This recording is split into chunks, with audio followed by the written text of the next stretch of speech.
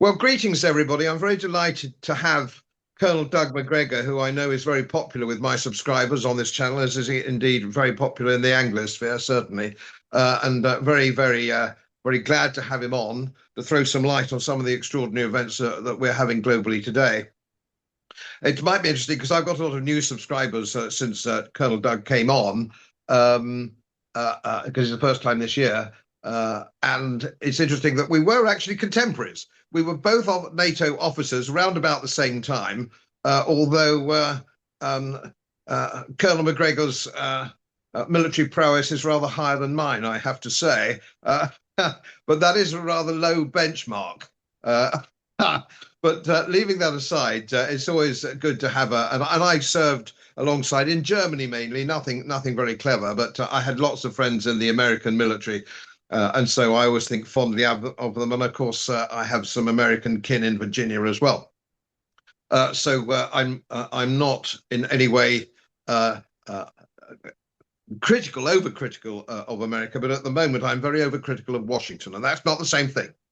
So we need to think about these things. I'm speaking, by the way, I'm speaking from Cumberland at the moment. I'm climbing the Northern Fells in Cumberland. And before everybody writes, say, what's that bash on your head? I was scree running 2 days ago, and I had an argument with a rock, and I lost on points to the rock. And my wife says I'm too old to go scree running. And of course, as always, she's right. So excuse the bloody head. And I've asked Colonel Doug, and he's very kindly agreed to take a view. The successes and failures of the British Empire, which wasn't that long ago by historical standards, are now being made by the United States, who, if you might argue, has stepped into the global empire shoes of Great Britain. Although our empire was very much different, and I do find difficulty sometimes talking to certainly American academics about it, because they come of it from a very biased view. The general academic view of the British Empire is it was all bad, which of course is absurd. No empire is all bad. It's like the curate's egg. It's good in parts, it's bad in parts. And that's what we need to be looking at. And I'd like to just expand on that and get Colonel Macgregor to expand on that. And just to prime the pump, if I may, for a second or two, Palmerston and round about that era of the mid-1900s, or 1800s, I should say, we have the benefit of staying out of European conflicts. But we decided that it wasn't a good idea. There was no point in going in on wars in Europe, and we stayed out of the Franco-Prussian War. We dipped our toe in the water in the Crimean War, but generally speaking, we kept out, and we got fatter and fatter and richer, which is what empires are supposed to do.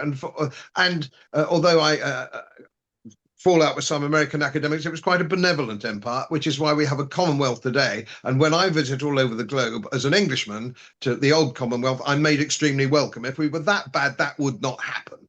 And you might also be wondering quite in the British Empire, which individual countries that were under our umbrella have done better since we left, which is another interesting point. There aren't many, I would argue, leaving again that aside. We also made a massive mistake, and this is where I come in. I'm then going to hand over to Colonel Macgregor pretty much.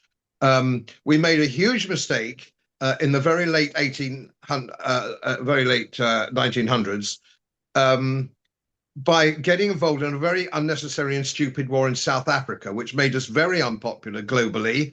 It cost us a great deal of money. And in 1902, under the administration of Campbell Bannerman, we virtually gave everything back and made up and made friends again, and that was the end of that. And so we learned nothing from that from a strategic perspective, because we fell in another war in 1914 to bail the French out of yet another war with Germany. And so that was another war we shouldn't have had anything to do with. And you can argue and debate, and a lot's do. In 1939, we got back involved in yet another European war, which broke the British Empire forever. And put us indebted. We were indebted in the long term, and we've never recovered. Okay, we had socialism after the war, and we had the welfare state. So we've made all these mistakes, and it looks to me, and I'll hand over to Colonel Macgregor, it looks like America, in the main, in a mutated form, are making all these mistakes themselves in unnecessary wars of choice. So tell us what you think and what your feelings are about this. And bear in mind, Colonel, I have some new subscribers now. So although you're a big favourite with most, but it's got some new guys on the block. So I'll leave it all to you. Well, Godfrey, that's a wonderful introduction. By the way, I should point out that when you're comparing yourself to me, that ultimately I have more hair. And that is a distinction for which I am eternally grateful. And I attribute that to my Celtic ancestry because the Celts, uh, apparently for us, it's a recessive gene. And so you find lots of hair in the Highlands. The Germans and the Latins, in contrast, they have a real problem with premature balding. So that's why you see all these bald Vikings on the television all the time, I suppose. I don't know. Anyway, before we go any further, I just wanted to hold this book up. This is a very fine work, and I would urge all of your viewers, if you have time, to read it by Corelli Barnett. And the title is The Collapse of British Power.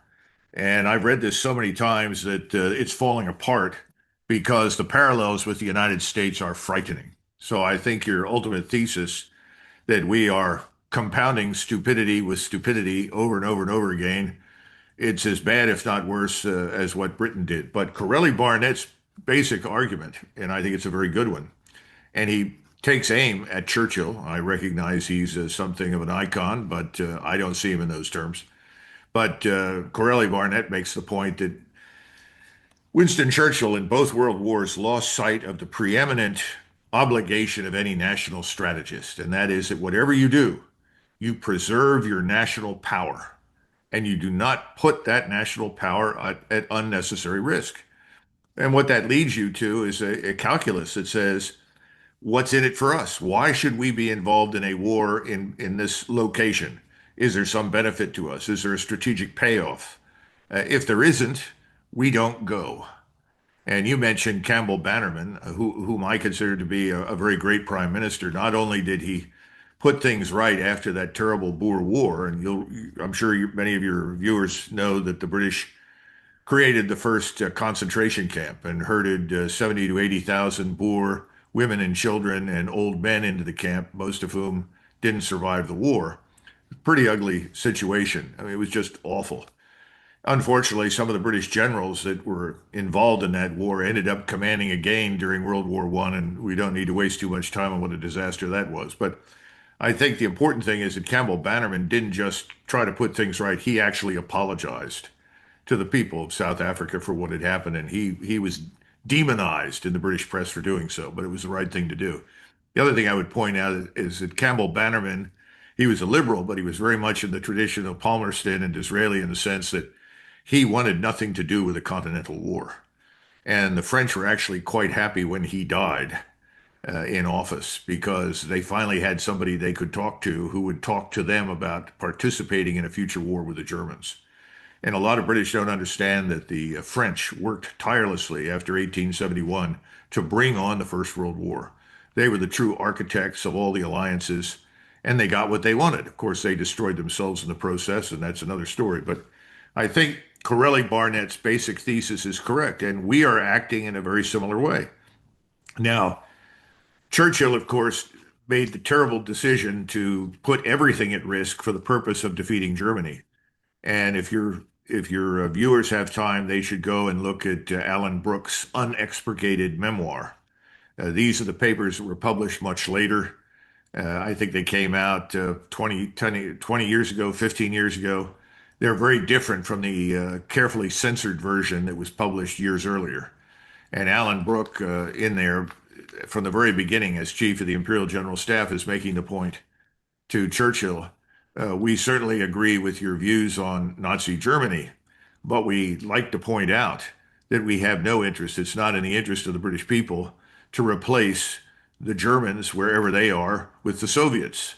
And that when looking at the two, rightly identified the Soviet Union as a far greater long-term strategic danger to Great Britain. Of course, all of that was swept under the rug and went away. And Churchill single-handedly bankrupted Great Britain because he effectively paid for all of this lend-lease in gold. And this was FDR's private plan to bankrupt the British Empire. FDR actually told his inner circle The British Empire is evil and Stalin is virtuous. Now, stop and think about that. That's incomprehensible to anybody with a normal brain, but that was FDR's views. And you have to look at the people that surrounded FDR and their interests. And large numbers of them were NKVD agents. So there's another book besides Alan Brooks that everybody should read, and that's called Stalin's War. I don't have it in front of me, but it was written by a man named Sean McMeekin, who teaches at Bard College. It took him probably 20 years to put it all together. He searched through the NKVD archives, which one cannot access right now. And he also got to look at all of the Vivona intercepts because every time FDR talked to anybody, whether it was Churchill or Stalin or anyone else, all those communications were recorded.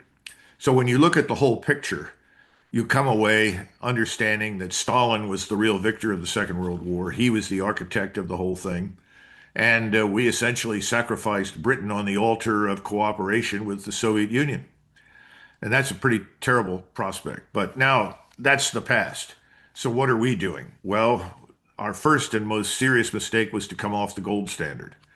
Because in the early 1970s, when we came off the gold standard, Richard Nixon did it as a temporary fix because we were deeply in debt. We were effectively broke. We were broke at the end of the Vietnam War.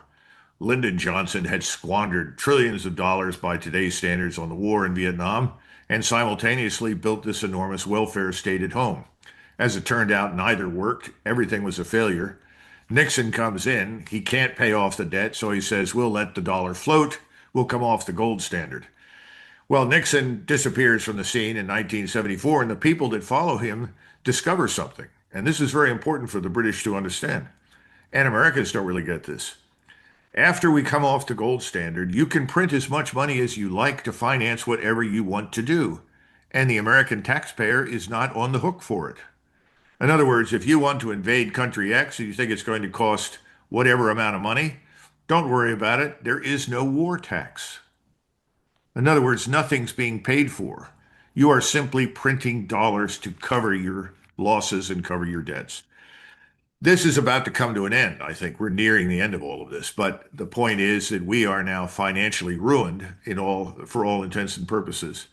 And I think that Mr. Bessent, who is the treasurer working for Donald Trump, is working tirelessly as a sort of rear guard action to protect this truth from coming out.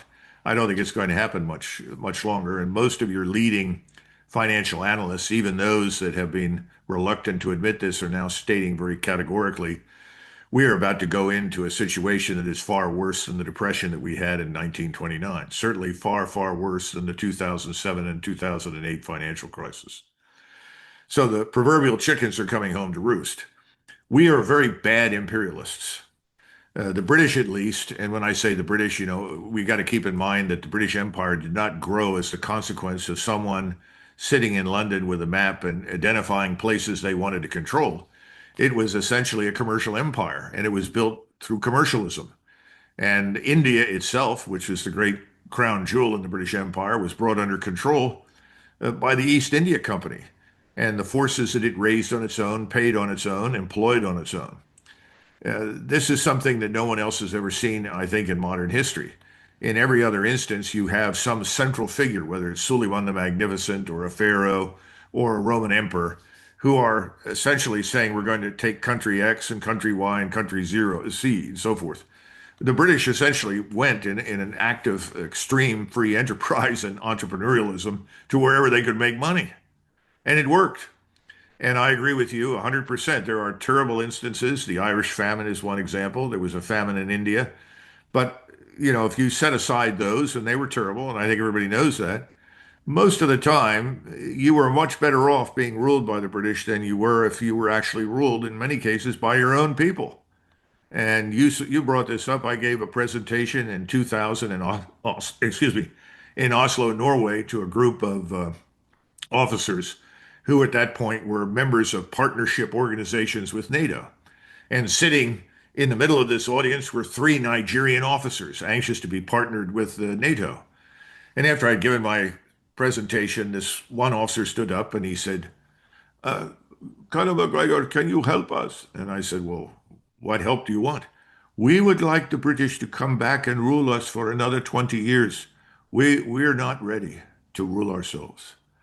You could have heard a pin drop in the room, and there were a couple of British officers in the back of the room that kept saying, "No, we don't want to go back. Forget it." But that's an example of exactly what you were mentioning. And I don't think most people really appreciate the fact that, yes, all imperial powers make mistakes. We made a mistake when we invaded unnecessarily Cambodia at the end of the Vietnam War, and then we pulled out and left. That caused the deaths of millions of people. We didn't have to do that. We tended to launch an operation at that point to try and conceal our military defeat, and that's what politicians do. But right now, I would say that we are in a terrible financial state. It's going to catch up with us. And the question that many of us ask all the time is what happens first? Are we drawn into a needless, large scale world conflict, much like Britain was in 1914? Or do we go under financially before we can commit suicide on our own? And I think that's the question right now. I don't know which comes first because every time I turn around, we just had a vote on the Hill about the War Powers Act, and the people were expecting that the Senate would stand up and say, "You've got to get out of this terrible mess in Iran. You made a mistake," so forth. Nothing like that happened. On the contrary, they supported the president's freedom of action against Iran, and they also supported his freedom of action against Cuba, which he insists is his next target. So we have an imperial impulse that's out of control that we can't pay for, that our forces are too small to manage and handle. Sound familiar? Yeah, I think that's Great Britain in 1914. It's interesting you mentioned Crowley Bartlett. I had the pleasure. He was a guest of our division, going back Northeast Division in Britain, and he stayed for a few beers afterwards. I'm very happy to say I had the pleasure of his temporary acquaintance. But of course, in those days, I was a very young officer in those days, and the implicit criticism of Churchill was difficult because my father was a fighter pilot in the war who wouldn't hear anything wrong about Churchill. But my father, also in the war, was a very young man. He was flying a Spitfire, aged 19 or 20 years old. And young men don't think about these things. But I've looked at it in the past. And of course, I agree with you entirely insofar as his one job was to save the empire, which he used to talk very fondly of. And he was the one man who lost it. And of course, he was very, very senior in 1914 and again in 1940. So this is a sort of problem. But now, interestingly enough, as I may engage you on this, in the from 1900 onwards, there was a very strong Francophile lobby in Britain, working very carefully. Names that probably aren't known to a lot of people, but Henry Wilson was one, and sponsored very heavily, interestingly enough, on King Charles's visit at the moment by Edward VII, who was also misguided and a Francophile of the First Water. He was a Francophile. And so all these promises, not even governed by Parliament, were given. All these promises were a nod as good as a wink in 1914 that we'd go in for no real reason at all. And of course, now the United States has its rather weird version of Francophiles, insofar as the Israeli lobby, which is quite the most extraordinary historical phenomenon. And I know you are well published in these matters. I don't know of any historical precedent where a major power has been so successfully manipulated by a very minor power, miles and miles away, so comprehensively. And I know it's money, but perhaps you'd just like to elaborate. How can this have happened? Well, I would go back and say that you do have an example, certainly in the 20th century, of Serbia that managed to manipulate the Tsar and Tsarist Russia into going to war on its behalf. There was no reason for Russia or Germany to go to war with each other. Quite the contrary. They were each other's top economic partners and trade partners. They were related. Uh, Russia in those times, I mean, people don't understand. They say, well, the Tsar was this or that or terrible. From 1900 until 1912, the Tsar actually sentenced 10 people to death. He regularly commuted sentences to terms of prison or banishment to Siberia, but the Tsar was not a bloodthirsty criminal by any means. He was, if anything, compared to the people that followed him, he was a humanitarian. But I just wanted to point that out. The Russians had no reason to go to war with Serbia. Or go to war on behalf of Serbia, and all sorts of things could have been done to avert that disaster, and nobody did it. That's tragic and unfortunate. But anyway, the United States is in a very different situation, and I think you underestimate the extent to which international Jewish capital has gotten control of the British Empire, and it got control really as a result of the Suez Canal. Remember that the House of Rothschild helped to finance Britain against Napoleon. But far more important, actually, than that was the decision by Disraeli to purchase the Suez Canal. In order to make that purchase and pay the French for their canal, he had to go to Lord Rothschild. And all of this, of course, was blessed by Queen Victoria because she said, obviously, we need the canal. It's essential to connectivity to India. She, of course, strategically was correct. But what happens is that ultimately Lord Rothschild ends up in control of the Bank of England. And controlling the Bank of England gives him enormous power and influence over moving Britain in various directions. So that includes into war in 1914. Remember that the Rothschilds began their history in Frankfurt, Germany. They ultimately move entirely to London and Paris and down in Italy. So I think you have to look at the influence that that's had on you as well. And Churchill, in particular, owes his political survival to Jewish money. He was completely bankrupt, and Jewish interests in London and New York City came to his rescue. And the whole thing was hatched in 1938, 1939 timeframe. You will recall that our depression was actually worse in 1938 than it was when FDR came to office. All of his sort of giant government mobilization programs had failed. And Bernard Baruch, who had made millions and millions and millions during World War I, selling ammunition and equipment and food and so forth to the British and the French, came to FDR and said, "I've got a plan to get us out of this." And I've already talked to Henry Morgenthau, who was the treasurer, and he was Jewish. And they were obsessed, of course, with destroying Germany at that point. And FDR said, "Well, what's your plan?" He said, "Well, we've got to get a war started between Germany, the British, and the French. If we can get that war started, then we'll have another stalemate the way we did in 1914, 15, 16. And we can do what we did then and make huge quantities of money."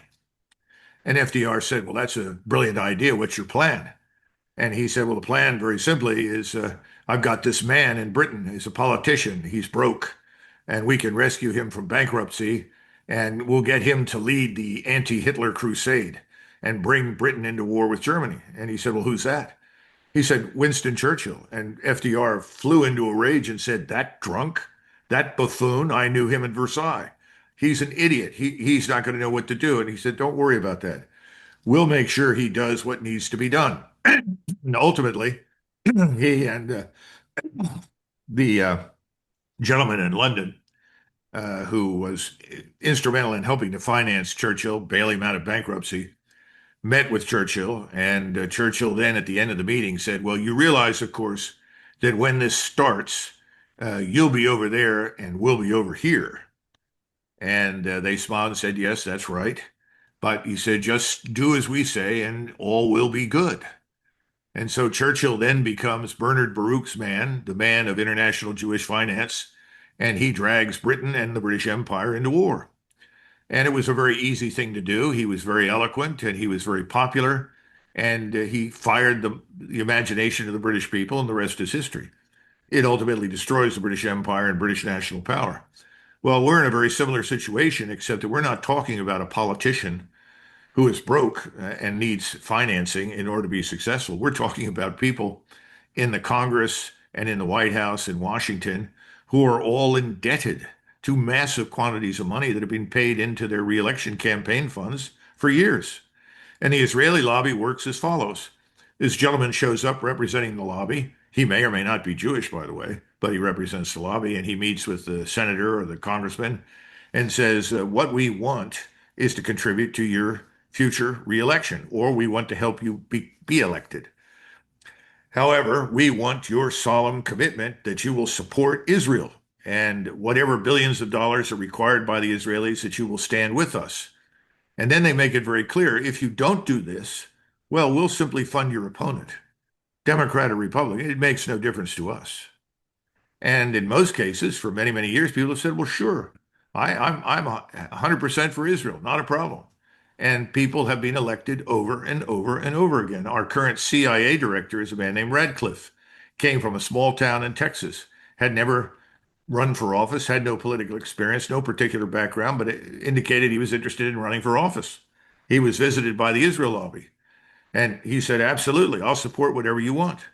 So, in the space of 10 years, he rises from anonymity and irrelevance in a small Texas town as a congressman in a forgotten district and is now the director of the Central Intelligence Agency.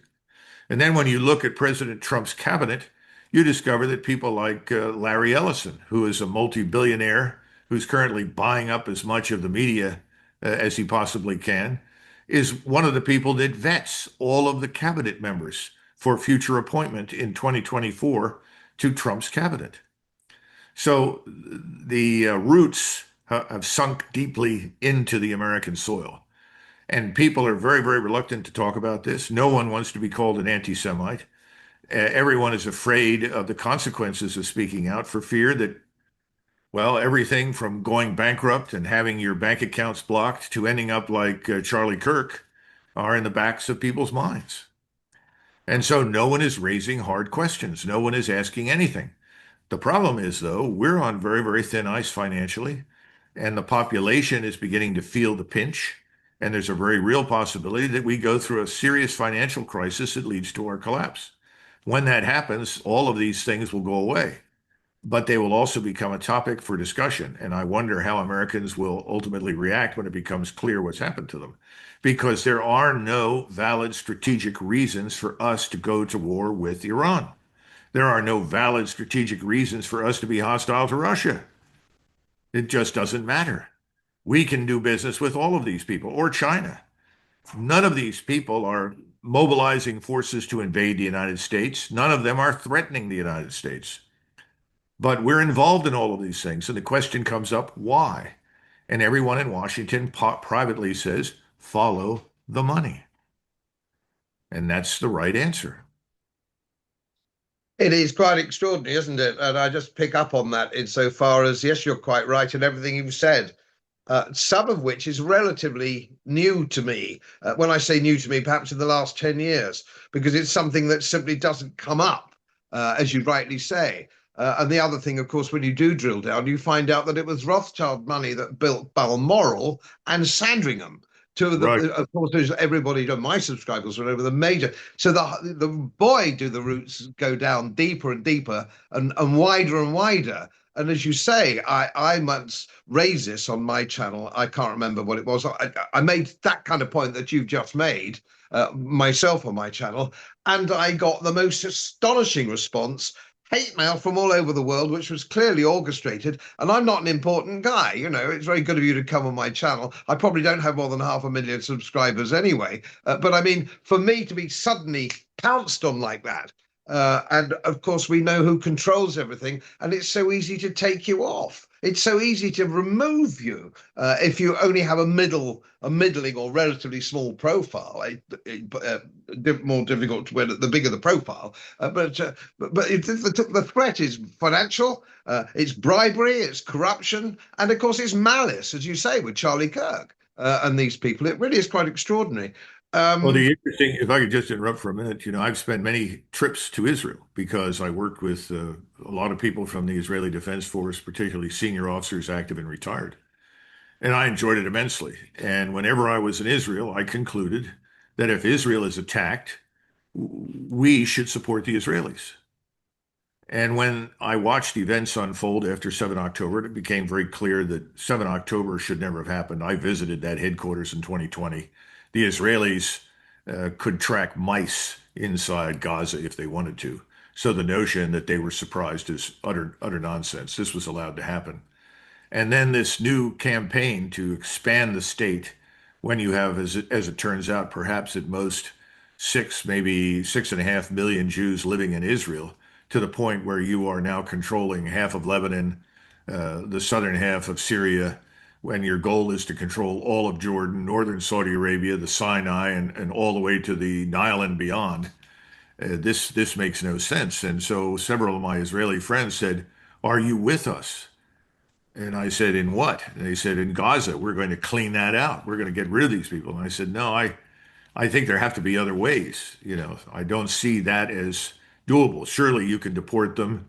You control so much capital in the world that you can find another place for these people to settle if necessary. But killing them and driving them out of their homes, I said, that's something I can't sign up for. And of course, they're furious with me. They're angry with me. And you end up in this unfortunate position where either you support them in anything they want to do, or you're an anti-Semite. You're the enemy. I don't think it's going to work. And I think right now their position, certainly inside the United States, has deteriorated dramatically. And now people are speaking openly about things that if they'd mentioned them 10 years ago would have practically landed them in jail. And it's not working.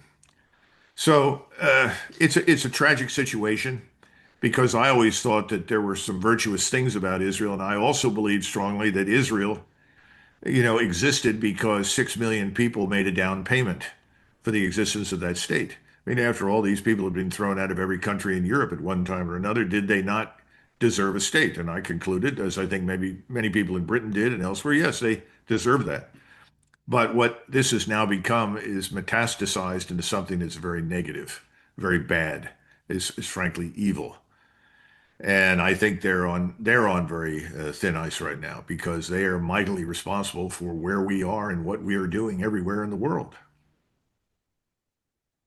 And just one final question before I let you go, because I know how busy you are. I don't know quite how we get sort of out of this.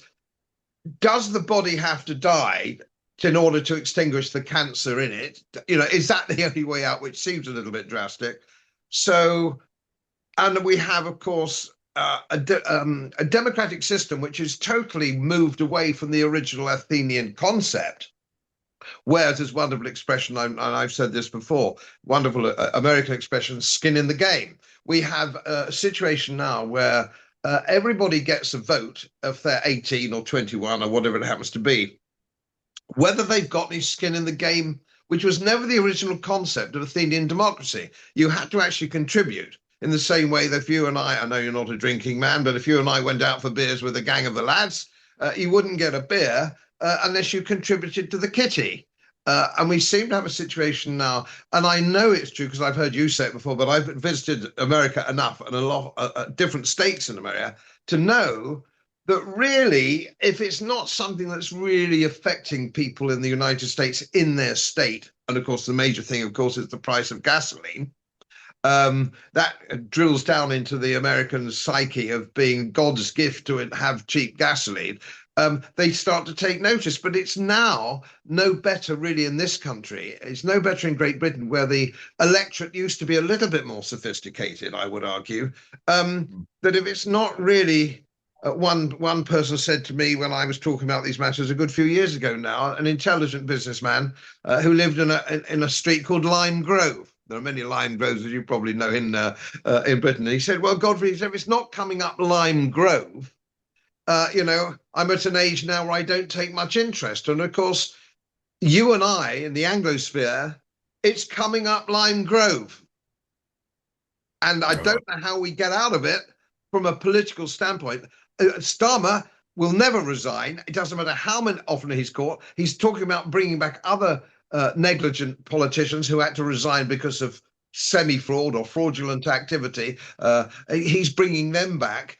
Nobody resigns, nobody goes, and there's no sort of self-correcting situation like there was maybe if you go back to the 1950s and 60s, the Profumo affair, which a lot of people over here remember, which if you look at it now, back at it now, was actually relatively tame, really. He had an association with a prostitute, and there we are. There was no question of paedophilia or mass robbery or anything like that. Absolutely extraordinary. Now this goes on, and they don't. The fact that we could have put up Mandelson as our ambassador to Washington, who'd been kicked out of government twice. For appalling behavior in one field or another. And it doesn't seem any better. You've got these comedians in America, some of these senators, Lindsey Graham and people like that, who are actually psychopaths. They're not just being bribed by the Israelis or something. They're actually psychopathic. I couldn't agree more. And I also would point out that I thought Harold Macmillan was actually a pretty able prime minister. Unfortunately, his career ended as a result of the Profumo mess too, which I think was unnecessary. Macmillan was very helpful to the United States because he talked to President Kennedy before he was assassinated and said, "Look, I don't think you want to go to Vietnam." And Kennedy listened to him. At that point, he was still undecided, but he made it very clear as British Prime Minister. He said, "We will not go there. We're not going to be part of that." And I think you can be grateful to that man for having essentially put down that marker when he did, because that was a huge disaster for us. I think that was probably the single most destructive event in the 20th century for the United States. Even though we made other mistakes, that one was really awful. So, no, I think you're right. And, we don't know the true depth and extent of this Epstein file. It is really awful. And now people openly refer to Washington as being in the hands of the Epstein class. I think more and more Americans are coming around to that. And you're right, something given has no value. And we didn't just give citizenship away. Remember, to get to the United States was in itself a huge challenge before the First World War. If you came over here, and a lot of people don't realize that we had, I think, a grand total of 32 million people try to enter the United States as immigrants after 1815. And we sent 2 million of them back. We didn't accept them for various reasons. Then suddenly we ended it completely in 1924 because we concluded that we had let in too many people we really didn't want. And so immigration was shut down until after the Second World War.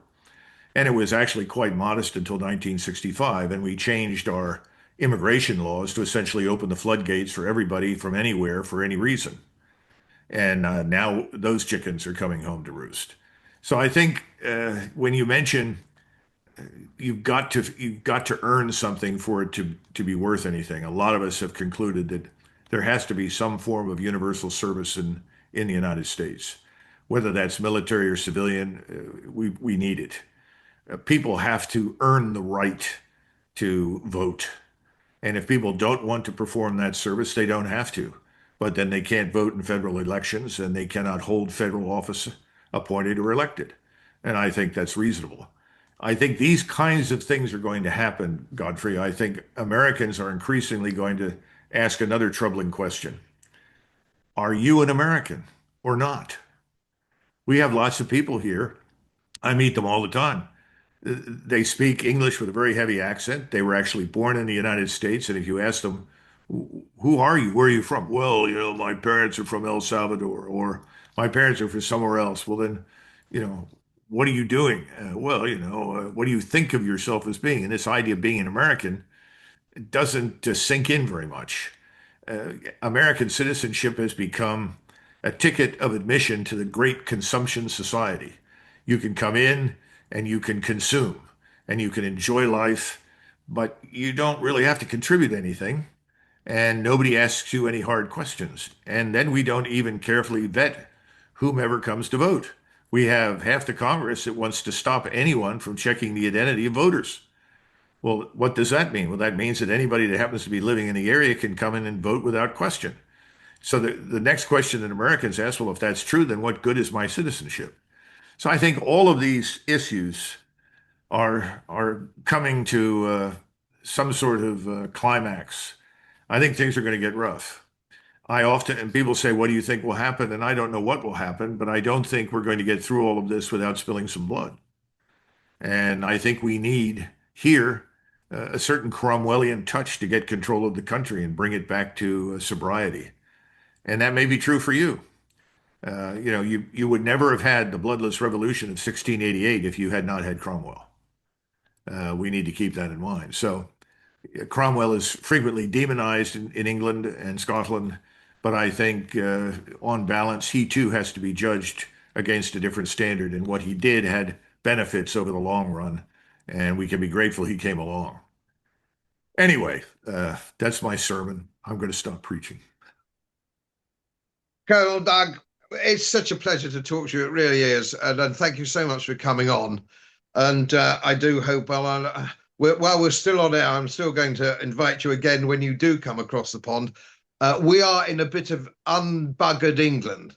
It's still like you remember it. And I'm talking to you now from the Cumberland in the Fells. And I can assure you it's absolutely the same as it was in the 1950s when I came here as a child. It's months. There are bits of unbuggered England. So if you do come across and with Mrs. Macgregor, I can assure you I can show you a jolly good bit of. We'll keep away from the big cities and we'll stay rural. And I think you'll enjoy yourself. Well, I'd love to do that. I just want to make sure that when I step off the plane, no one comes from customs to arrest me for having said something that doesn't conform to the expectations of London. Well, yeah, if that's the case, of course, you probably bring me a cake with a file in it because I will be in the Tower of London or Pentonville jail. Well, I think enough people with my name have spent enough time in jail, in what they used to call the old toll booth, you know. Oh, I don't yes, indeed. I don't want to follow my ancestors down that path if I don't have to. So, Anyway, thank you again, and absolutely marvelous again to talk to you. And hopefully, I persuade you to come on again, maybe in a few months' time, and we'll have another assessment.